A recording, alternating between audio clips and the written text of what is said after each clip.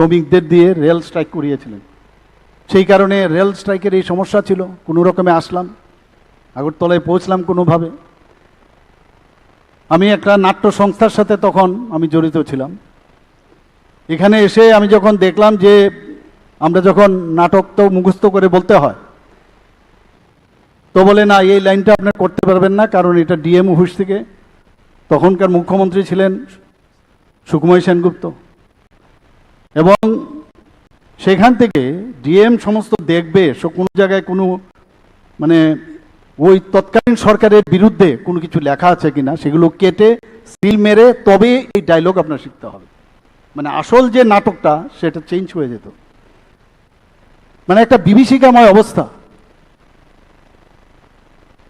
এখানে শ্রোতারঞ্জনদার মতো এরকম অনেক ব্যক্তি আমি যাদেরকে ব্যক্তিগতভাবেও চিনতাম। একটা আতঙ্কের পরিবেশ ছিল ত্রিপুরাতে, কখন যে কাকে ধরে নিয়ে যাবে।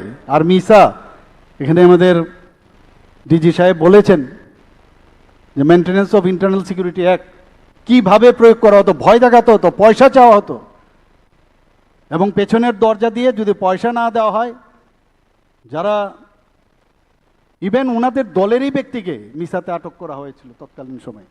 অবর্ণনীয় কাহিনী।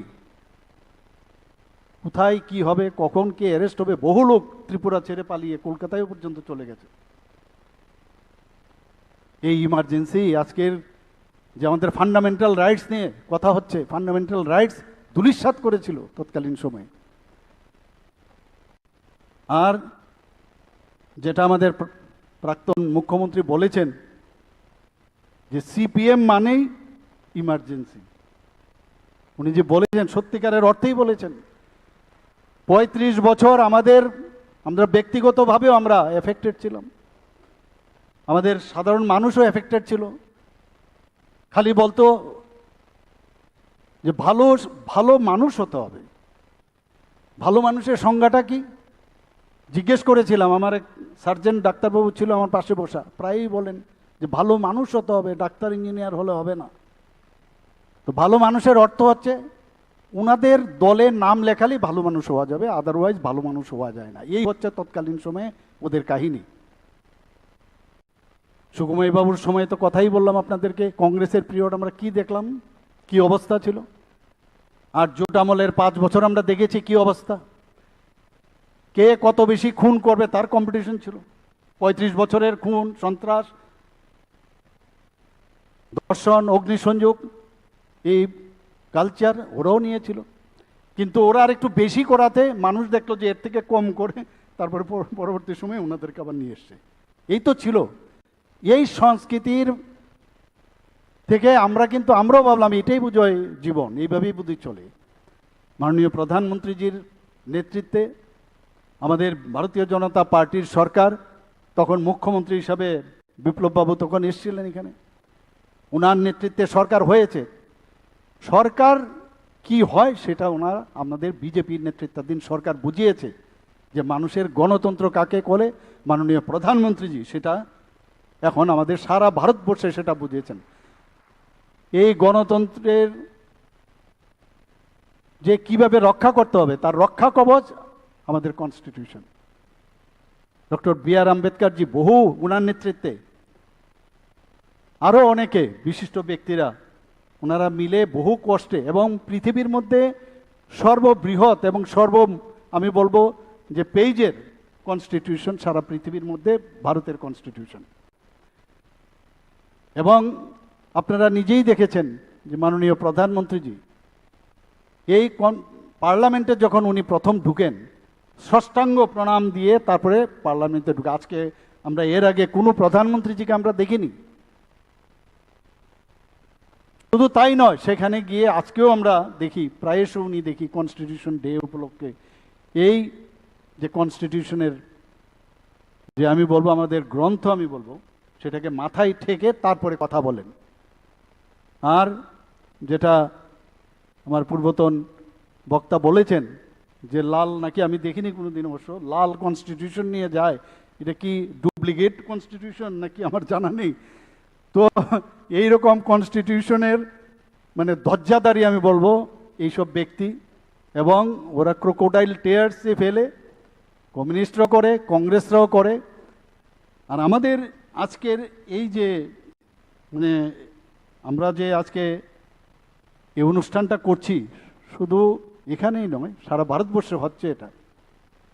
এবং মেইন যে উদ্দেশ্য মাননীয় প্রধানমন্ত্রীজির যে ইচ্ছা, সেটা হচ্ছে যে এই গণতন্ত্র রক্ষার সময় যারা যারা অত্যাচারিত হয়েছিল, অনেকে মারাও গেছেন, বা যারা এই কনস্টিটিউশনকে বাঁচানোর জন্য প্রতিরোধ করেছেন, তাদেরকে সম্মান জানানোর জন্যই আজকে কিন্তু আমরা এই 50 বছরের পরেও আমরা সেই আজকের এই দিনটা আমরা পালন করছি, তাদেরকে সম্মান জানানোর জন্য। এর জন্য আমরা শ্রোতাদাকে এখানে এনেছি। আমি বলেছি যে ওনাকে বলতে হবে, কারণ বলার এইসব ঘটনা আমরা শুনলে মানে আমাদের গায়ের কাটা দেওয়ার মতো অবস্থা হয়। আপনারা সবাই জানেন কি দুর্বিষহ অবস্থা ছিল। এখানে বলে আইন নেই, আইন শৃঙ্খলা নেই, প্রায়শই দেখি আর কিছু না, প্রেস কনফারেন্স ডেকে বসবে, ঘরের ভিতরেই বসবে, মানুষের তো অ্যাকসেপ্টেন্স নেই, গণতন্ত্র নেই। আমরা নাকি গতকালই আমি দেখছিলাম ওই তো 2028-এ বিজেপির বিদায়। স্বপ্ন দেখে নাকি, স্বপ্ন দেখে নাকি আমি বুঝতেই পারছি না। আমি দেখে আমি বললাম আমার দুঃখ হয় ওনাদের জন্য। তাও কি ঘরের ভিতর বসে, যান বাইরে গিয়ে এখানে 1 লাখ 2 লাখ লোকের সামনে আপনি বলুন, তাহলে বোঝা যেত না যে মানুষ আপনাদের কথা শুনছে। সাংবাদিকদের কাছে বলে, আর কিছু লোক আছে আমি বলবো word of bad mouth, word of bad mouth. আবার আমি যদি আরেকটু সামনে যাই, bad words of bad mouth. যখন যা খুশি, যাকে নিয়ে যা বলার, মানে যেহেতু মানুষ আমাকে অ্যাকসেপ্ট করছে না, আমি যাতে মানুষের অ্যাট্রাকশন পেতে পারি, কিছু একটা অদ্ভুত একটা কিছু করতে হবে, তবে মানুষ, আমার যে সাংবাদিক বন্ধুরা আছে তারা জানবে এবং আমাদেরকেও জিজ্ঞেস করবে, তাহলেই উনি একটা সেন্টার অফ অ্যাট্রাকশন হয়ে থাকবে। এই হচ্ছে ওদের রাজনীতি। আমরা ত্রিপুরাতে অদ্ভুত আমরা এই কাহিনী দেখেছি। আমরা ভাগ্যবান যে এইরকম একজন গার্জিয়ান আমরা পেয়েছি, মাননীয় প্রধানমন্ত্রী নরেন্দ্র মোদীজির মতো। আমাদের প্রচুর লিডার, বিশেষ করে আরএসএস এবং জনতা পার্টির বহু নেতা কর্মীদের তখন জেলে পুড়িয়ে দিয়েছিল, সাংবাদিকদের জেলে পুড়িয়ে দিয়েছিল, বহু ইন্ডাস্ট্রিয়ালিস্ট, আমাদের রাজীবজি অলরেডি বলেছেন, বহু ইন্ডাস্ট্রিয়ালিস্ট এবং যে বিজনেসম্যান, রাজনীতিবিদ যারা প্রতিবাদ করেছিল, তাদেরকে জেলের মধ্যে পুড়িয়ে দিয়েছে এবং বিনা বিচারে। মিসার তো আপনারা একটু কাহিনী শুনলেন যে আপনি ইচ্ছে করলো, খুন করলো, আপনি ইমার্জেন্সি যদি থাকে, you can't go to the court. এমন একটা অবস্থা ছিল, ভাবুন আপনি 21 মাস কি অবস্থা ছিল। কিন্তু শেষ পর্যন্ত কিন্তু গণতন্ত্রেরই জয় হয়েছিল, এটা বুঝতে হবে। এবং গণতন্ত্রের জয়, এবং সেটাকে ধারাবাহিকতার সাথে এখনো চলছে। সেটা একমাত্র আরও এই গণতন্ত্রকে রক্ষা করার যে চিন্তাভাবনা মাননীয় প্রধানমন্ত্রীজি যেভাবে করছেন। আজকে একটু আগে বলা হয়েছিল যে 3 তালাক প্রথা। আরে আজকে গণতন্ত্রকে রক্ষা করার দায়িত্ব মাননীয় প্রধানমন্ত্রীজি নিয়েছেন। কনস্টিটিউশনকে বাঁচানোর জন্য যারা মুসলিম বোনেরা আছেন, মায়েরা আছেন, তাদেরকে গণতন্ত্র ফিরিয়ে দিয়েছেন উনাদের আইনের মাধ্যমে। এই 3 তালাক প্রথা বাতিল করেছেন। তাহলে কে এই ইনস্টিটিউশনকে বাঁচিয়েছেন? এই কনস্টিটিউশনের মধ্যে 370 ধারা 35-এ এটা আনকনস্টিটিউশনাল ছিল। এই আনকনস্টিটিউশনকে কে বাঁচিয়েছে? মাননীয় প্রধানমন্ত্রী নরেন্দ্র মোদীজি। বিলুপ করার কারণে আজকে জম্মু অ্যান্ড কাশ্মীরে, লাদাখে স্বাধীনতা এসছে আমি বলবো, এবং সেই কাজটা মাননীয় প্রধানমন্ত্রীজি করেছেন। ওরা বলছে যে এখানে এই প্রধানমন্ত্রীজি সংবিধান মানছেন না। প্রায়শ বিভিন্নভাবে ওরা বিভিন্ন জায়গায় ওরা প্রদর্শন করেন। একটু আগে যে ভিডিওতে আমরা দেখলাম কিভাবে মানুষের বাড়ি ঘর, রাস্তাঘাট, তৎকালীন সময়ে ওনার যে সুপুত্র ইন্দিরা গান্ধীজির যে সুপুত্র, আমরা সবাই জানি যে কিভাবে এই নির্বীজীকরণ, স্টেরিলাইজেশন ধরে ধরে মানুষকে ধরে নির্বীজীকরণ করেছে, স্টেরিলাইজেশন করত। তৎকালীন সময়ে এই কাজের মধ্যে গরিবী হটাও স্লোগানও দিয়েছিল, আর দেখা গেল গরিব হটে গেছে, গরিবী আর হটে না। তো মানুষের মধ্যে প্রচণ্ড ক্ষোভ, এবং জয়প্রকাশ নারায়ণের নেতৃত্বে সবাই যখন একসাথ হলো, আমাদের পূর্বসূরি জনসংঘ, তারাও এই জনতা গভর্নমেন্টের মধ্যে ছিল। পরবর্তী সময়ে 1980-তে অটল বিহারী বাজপেয়ীর নেতৃত্বে আমাদের ভারতীয় জনতা পার্টির সরকার হয়, সেটা আরেক কথা। কিন্তু এই যে প্রতিবাদী যে মিছিল সমস্ত ভারতবর্ষের মধ্যে ঢেউয়ে আছড়ে পড়েছিল সমস্ত জায়গায়। গান্ধীর দিল্লিতে আমরা দেখেছি জেপির আন্দোলনে কেউ ঠেকানোর উপায় ছিল না তখন। এইসব কারণে এই যে ইমার্জেন্সি ধরে ধরে সবাইকে মানে স্টেরিলাইজেশন থেকে শুরু করে জবরদস্তি কাউকে জেলে পুরে দেওয়া, এগুলো আমরা দেখেছি। সংবাদ মাধ্যমের যেসব সেন্সার করা হতো, কি ছাপবে আগে দেখিয়ে নিয়ে আসতে হবে।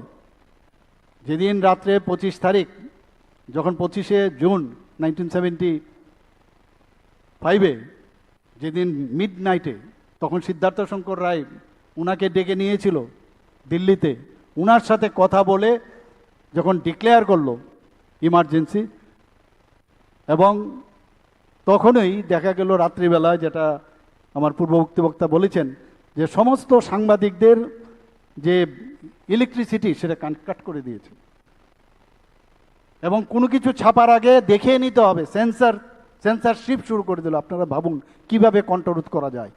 এগুলোকে আমাদের যে বর্তমান জেনারেশন তারা জানবে না। এই দিনটাকে আবার আমরা আনবো এখানে, যে মৌলিক স্বাধীনতাগুলো সেইগুলো পর্যন্ত ওই সময়ে কেড়ে নেওয়া হয়েছিল। এবং তার মেইন যে উদ্দেশ্য সেটা হচ্ছে ক্ষমতায় টিকে থাকতে হবে। রাজীববাবু সুন্দর বলেছেন যে আসল যে উদ্দেশ্য সেটা হলে মানুষ মরে যাক, কোনো যায় আসে না। কনস্টিটিউশনের আমরা কিছুই মানব না, কিছু যায় আসে না, কিন্তু আমার গদি ঠিক থাকতে হবে। আমার মনে আছে কিচ্ছা কুৎসিকা একটা সিনেমা হয়েছিল তৎকালীন সময়, কিচ্ছা কুৎসিকা, জানি না এটাকে এত সুন্দরভাবে দেখিয়েছিল, আমি নিজে কিন্তু বইটাকে দেখতে পেয়েছিলাম তখন। সেখানে এই তৎকালীন প্রধানমন্ত্রী ইন্দিরা গান্ধীর সম্পর্কেই এটাকে পুরো বিষয়টা মানুষ জনসাধারণের কাছে দেখানোর জন্য সেটা করেছিল, এবং সেটাকে মানে তৎকালীন সময়ে সেটাকে বন্ধ করে দেওয়া হয়েছিল।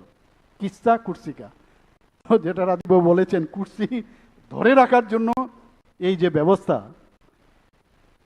যে আমি সেদিন অবাক হয়ে গেলাম যে উনার যে সুপুত্র এখন কংগ্রেসের যিনি রাহুলজি সেদিন বলছেন, দিদিমা এটা ভুল করেছেন, ইমার্জেন্সিটা না দিলেও পারত।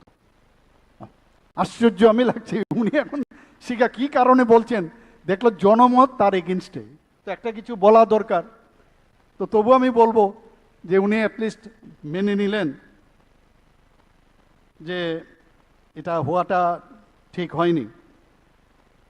এবং 1977 সালের 21শে মার্চ শেষ পর্যন্ত যখন জনতার চাপ ক্রমশ বাড়তে লাগলো, তারপরে কিন্তু এই জরুরি অবস্থার প্রত্যাহার করে নিল। আমার সত্যিই মাঝে মাঝে আমরা দেখি ইতিহাসে পাতায় স্বর্ণাক্ষরে লেখা থাকবে, ডক্টর শ্যামাপ্রসাদ মুখার্জি উনি কি বললেন, যে এক দেশে দুটো দেশ কি করে থাকবে, দুটো প্রধান কি করে থাকবে, দুটো নিশান কি করে থাকবে, তাকে প্রতিবাদ করার জন্য পারমিট কেন লাগবে। উনি চলে গেলেন সেই দিল্লি থেকে পাঞ্জাব থেকে জম্মু বর্ডারে, ওনাকে অ্যারেস্ট করা হলো, এবং শেষ পর্যন্ত কিভাবে উনি মারা গেছেন আমরা সবাই জানি। এবং মাননীয় প্রধানমন্ত্রীজি উনি এসে যে 370 ধারা 35-এ বিলুপ করার যে কাহিনী, যে লেখা আছে কে তুমি প্রতিবাদ করেছে, এবং সেটা সম্পূর্ণ করার দায়িত্ব আমাদের যশস্বী প্রধানমন্ত্রী নরেন্দ্র মোদীজি করেছেন। এটাকে বলে গণতন্ত্র, এবং প্রকৃত পক্ষে দেশের জন্য, দেশের অখণ্ডতার জন্য কিভাবে কাজ করতে হয়। আমরা ভাগ্যবান এই ধরনের একজন প্রধানমন্ত্রী আমরা পেয়েছি। বন্ধুগণ, ওনারা প্রায়ই এখানে বলেন যে গণতন্ত্র নেই, গণতন্ত্র নেই। 356 ব্যবহার করে এখানে ওনাদের সময়ে প্রায় 90 বারের মতো রাষ্ট্রপতির শাসন এই ভারতবর্ষে করেছে। এগুলো মানুষকে বলতে হবে না? মানুষকে বলতে হবে এগুলো। আমি ইয়াং জেনারেশন যারা আছে তাদেরকে আমি বলবো যে আপনারা এই বিষয়গুলো নিজেরাও জানুন। আমি এখানে আসার সময় আমি লিখেওছিলাম যে ইমার্জেন্সির সময়ের যে সবাই পড়া উচিত, এবং এই বিষয়গুলো নেক্সট জেনারেশন আনেওয়ালে দিন সবার কাছে এই বিষয়টা জানানো উচিত। জরুরি অবস্থা তিনটা বিষয়ে হয়। একটা হচ্ছে এক্সটার্নাল প্রবলেম, যদি কেউ অন্য দেশ আক্রমণ করে। আরেকবার যদি ইন্টারনালি যদি রেবেলিয়ান সৃষ্টি হয়, অস্ত্রশস্ত্র নিয়ে সেখানে যদি দেখা যায় যে সমস্যা হচ্ছে, তবেই এই ন্যাশনাল ইমার্জেন্সি ডিক্লেয়ার করা যায়। এবং 352 ধারা অনুসারে সেটা করা হয়। কিন্তু আমরা কি দেখলাম, এরকম কোনো সিচুয়েশনই ছিল না। শুধু কুর্সিকে রাখার জন্য এই ধারাকে প্রয়োগ করে, অপব্যবহার করে যে কিভাবে শাসন ব্যবস্থা কায়েম করা যায় সেটা আমরা দেখেছি। আরেকটা হচ্ছে স্টেট ইমার্জেন্সি, রাজ্য ভিত্তিক যখন বিভিন্ন সময় সমস্যা হয় সেখানে স্টেট ইমার্জেন্সি হয়। আরেকটা হচ্ছে ফাইন্যান্সিয়াল ইমার্জেন্সি। তো এর মধ্যেও যখন 1975 থেকে 77-এ দুবার যাতে তাদের সুবিধা হয়, অনেকবার 1975 সালে 38তম সংশোধন হয়েছে, এবং আমরা 1976 সালেও 42তম সংশোধন হয়েছে, এবং এইগুলো আমাদের সব জানা। আমাদের দেশের মধ্যে 3বার ইমার্জেন্সি হয়েছে। একবার 1962 চায়না যখন আক্রমণ করে, এবং প্রায় 6 বছর সেটা ছিল, কারণ মাঝখানে আবার পাকিস্তানের সাথেও আমাদের যুদ্ধ হয়েছিল। আর 1971-এর সময় যেহেতু পাকিস্তানের সাথে আমাদের যুদ্ধ হয়েছিল, আর লাস্ট যেটা হয়েছে, যেটা সবচেয়ে বিতর্কিত মানে ইমার্জেন্সি বলে আমরা আখ্যায়িত করি, সেটা হচ্ছে 1975। আমি বলবো যে আজকে এখানে যারা উপস্থিত আছেন, আমাদের কাছ থেকে যাই আপনারা শুনলেন, আপনারা নিজেরা হয়তো আরও বেশি জানেন। এখন ইন্টারনেটের যুগ, আরও বেশি করে জানবেন। এই কথাগুলো মানুষের কাছে নিয়ে যাওয়া, এবং আবার আমি আজকের এই অনুষ্ঠান থেকে যারা ইমার্জেন্সিতে যারা মানে আঘাতপ্রাপ্ত হয়েছেন, যারা ইহলোকে নেই, যারা বলিদান হয়েছেন, তাদের প্রতি আমি শ্রদ্ধা নিবেদন করে আমার কথা বলা শেষ করছি। নমস্কার, জয় হিন্দ। আমরা অত্যন্ত কৃতজ্ঞ, আমরা ধন্য রাজ্যের মাননীয় মুখ্যমন্ত্রী প্রফেসর ডাক্তার মানিক সাহা মহোদয়ের প্রতি মূল্যবান বক্তব্যের মধ্য দিয়ে আমাদের সমৃদ্ধ করার জন্য। এবারে